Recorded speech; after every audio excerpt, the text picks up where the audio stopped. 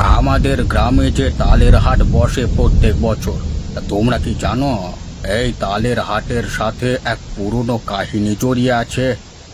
কি কাহিনী দাদু? তুমি তো আগে বলনি। এই কাহিনী আমি সবাইকে বলি না, কারণ এসব শুনলে অনেকেই ভয় পায়। কিন্তু তোমরা এখন বড় হয়েছো, তাই শোনাতে পারি। দাদু তাড়াতাড়ি বলো, আমাদের কোনো গল্প শুনে ভয় লাগে না, আমরা তো বড় হয়ে গেছি। বহু বছর আগে তা এই হাটে একবার এক রহস্যময় ঘটনা ঘটে। মেঘলা দিন ছিল সেদিন, যেমনটা আজ দেখছো। তা সেদিনও হাটে প্রচুর মানুষের ভিড় ছিল। তালের মিষ্টি গন্ধে মেতে ছিল চারিদিক। কিন্তু হঠাৎ করেই আকাশ কালো মেঘে ঢেকে গেল। আর তখনই কি হলো দাদু? তখনই আকাশ থেকে নামে এক মেঘদূত। তার দেহ কালো মেঘের মতো, কিন্তু তার গায়ে ঝলমল করা আলো। আর সেই আলোর জন্য কেউ তাকে ভালোভাবে দেখতে পায়নি, কারণ যে তাকিয়েছিল সে আর ফিরে আসেনি। কেন দাদু, তাদের কি হলো? কেউ জানে না। যেই তাকে দেখেছিল তারা কেউ আর বাঁচেনি। তাই গল্পটা আজও রহস্যে মোড়ানো। বলা হয়, যারা তার দিকে তাকায় সে তাদের স্বপ্নের জগতে নিয়ে যায়, যেখানে তারা সারা জীবনের মতো আটকা পড়ে যায়। আচ্ছা দাদু, আমরা যদি হাটে যাই তবে কি তাকে দেখতে পাবো? জানি না রে, কিন্তু তোরা সাবধান হয়ে থাকবি। যদি মেঘদূত আসে তাহলে তাড়াতাড়ি পালিয়ে আসবি। এই মেঘলা দিনটা অদ্ভুত, তার মধ্যে মেঘদূতের রহস্য লুকিয়ে আছে। পলাশ, দেখ আকাশটা কেমন কালো হয়ে গেল। হ্যাঁ রে, এটা অস্বাভাবিক লাগছে। আজ এখান থেকে যত তাড়াতাড়ি পারো চলে যাও। কেন দাদু, আপনি এত চিন্তিত কেন? মেঘদূত আসছে, আমি জানি মেঘদূত। মেঘদূত? সে কি সত্যি আছে? হ্যাঁ, সে আছে। আর আজকের দিনটি তার বিশেষ প্রিয়। আকাশের এই মেঘ, বাতাসের এই পরিবর্তন, সব কিছু তার আসবার লক্ষণ। তোমরা এখান থেকে যত তাড়াতাড়ি পারো চলে যাও।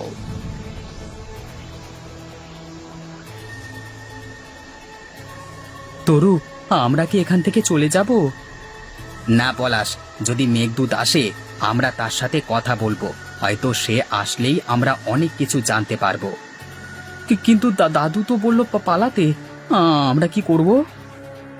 ভয় পাস না পলাশ, আমরা তো এখানে আছি। দেখ না, আকাশ আরো কালো হয়ে যাচ্ছে, আর হাটের লোকজনও চলে যাচ্ছে। আমরা যদি মেঘদূতকে দেখতে পাই তবে কথা বলবো। পলাশ দেখ। এটা কি? তোমরা পালালে না কেন? তোমাদের ভয় নেই? না, আমরা তো কোনো ভুল করিনি, তাই ভয় পাবো কেন? আপনি কে? আপনি কি মেঘদূত? হ্যাঁ, আমি মেঘদূত, কিন্তু আমি তোমাদের ক্ষতি করতে আসিনি। আমি এসেছি তোমাদের ইচ্ছে পূরণের জন্য। আমাদের ইচ্ছে পূরণের জন্য? কিভাবে? আমি মেঘের গুড় নিয়ে এসেছি। এই গুড় খেলে তোমরা স্বপ্নের জগতে চলে যাবে, যেখানে তোমাদের সব ইচ্ছে পূরণ হবে।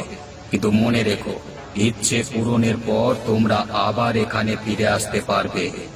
তাহলে কি আমরা সত্যি যা চাই তাই করতে পারবো? আমি সব সময় চেয়েছি আকাশে উড়তে। এই গুড় খেলে কি আমি পাখির মতো আকাশে উড়তে পারবো? হ্যাঁ, তুমি যা চাও তাই সত্যি হবে। আকাশে উড়তে পারবে, মেঘের মধ্যে লুকিয়ে পড়তে পারবে, যেখানে তুমি চাইবে সেখানে যেতে পারবে। তোমার স্বপ্ন বাস্তব হবে পলাশ। আর আমি আমি কি সমুদ্রে যেতে পারবো? আমার খুব জানতে ইচ্ছে করে, সমুদ্রের বুকে নৌকা চালাতে কেমন লাগে। এই গুড় খেলে কি আমি সেই স্বপ্ন দেখতে পারবো? তুমি যা চাও তাই বাস্তবে হবে তরু। তুমি বড় বড় ঢেউয়ের সাথে নৌকা চালাবে, সমুদ্রের মাঝখানে একা দাঁড়িয়ে থাকবে। তুমি যা চাইবে তাই করতে পারবে। কিন্তু মনে রেখো, তোমাদের স্বপ্নের জগতে যাওয়ার পর তোমরা আবার ফিরে আসবে। আমি তোমাদের সময় বেঁধে দিচ্ছি। তাহলে আর দেরি কেন? চল তরু, আমরা খেয়ে দেখি। হয়তো এটা আমাদের জীবনের বিশেষ অভিজ্ঞতা হতে চলেছে। হ্যাঁ পলাশ, আমরা যদি সত্যি সাহস না করি তবে কখনো জানতেই পারবো না কোনটা সত্যি আর কোনটা কল্পনা। সাবধান, এটা খাওয়ার পরেই তোমরা স্বপ্নের জগতে চলে যাবে, কিন্তু সময় সীমিত। তাই মনে রেখো, সময় শেষ হলে তোমরা আবার এখানে ফিরে আসবে। আমরা প্রস্তুত তরু। 1 2 3।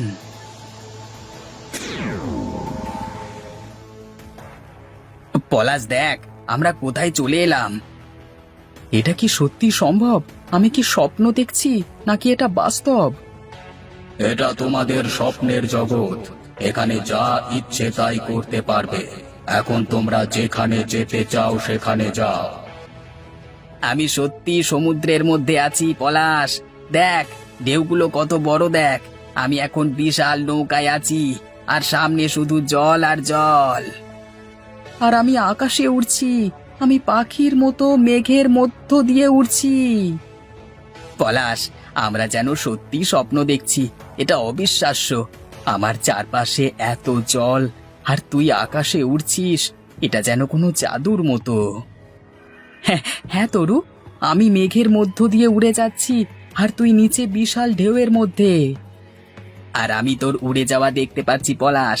আমাদের স্বপ্নগুলো সত্যি হয়ে যাচ্ছে। কি মজা, তাই না? তরু, আমি আর কখনো এই জায়গা ছেড়ে যেতে চাই না। এখানে সবকিছু এত সুন্দর, এত মজার। কিন্তু দাদু বলেছিলেন আমাদের সাবধানে থাকতে হবে। আমরা জানি না এই জগৎ কতক্ষণ থাকবে। আমাদের সময় ফুরিয়ে গেলে হয়তো আমরা ফিরে যাব। হ্যাঁ, সময় ফুরিয়ে গেলে তোমরা আবার এখানে ফিরে আসবে। তাহলে এখন সময় নষ্ট না করে বরং যতক্ষণ সম্ভব মজা করে নিই। হ্যাঁ, আর যখন ফিরে যাব তখন দাদুকে সবকিছু বলবো। আমাদের এই অসাধারণ অভিজ্ঞতার কথা শুনে দাদু খুব খুশি হবে। আমরা ফিরে এলাম তরু, কিন্তু এই জগৎটা এখন আর আগের মতো মনে হচ্ছে না তো। হ্যাঁ রে পলাশ, সবকিছু যেন অন্যরকম লাগছে। স্বপ্নের জগতের আমাদের অভিজ্ঞতা হয়তো আমাদের মনটাকে বদলে দিয়েছে।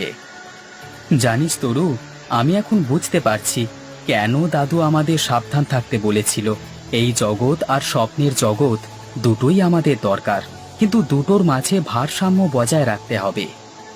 হ্যাঁ রে পলাশ, আমাদের যা একবার দেখা হয়ে গেছে তা শুধু স্বপ্ন নয়, এটা যেন আমাদের জীবনের এক নতুন অধ্যায়ের শুরু।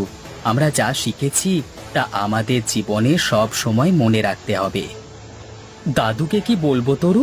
আমরা যা দেখেছি তা কি তিনি বিশ্বাস করবেন? হ্যাঁ বলবো, কিন্তু কিভাবে বলবো সেটা ভাবতে হবে। ঠিক বলেছিস। দেখিস, এই অভিজ্ঞতা আমাদের আরো শক্তিশালী করবে পলাশ। আমরা এখন জানি স্বপ্ন আর বাস্তবের মধ্যে একটা মেলবন্ধন আছে। আমরা সেই মেলবন্ধনের অংশ হতে পারি যদি আমরা ভারসাম্য বজায় রাখতে পারি। হ্যাঁ তরু, আমরা একসাথে এই জগৎ আর স্বপ্নের জগৎকে বুঝতে শিখব।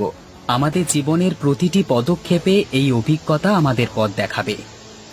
আমরা এই তালের হাটে আবার আসব যখন মেঘদূত ডাকবে, কিন্তু ততদিন এই অভিজ্ঞতা আমাদের কাছে একটি সুন্দর স্মৃতি হয়ে থাকবে।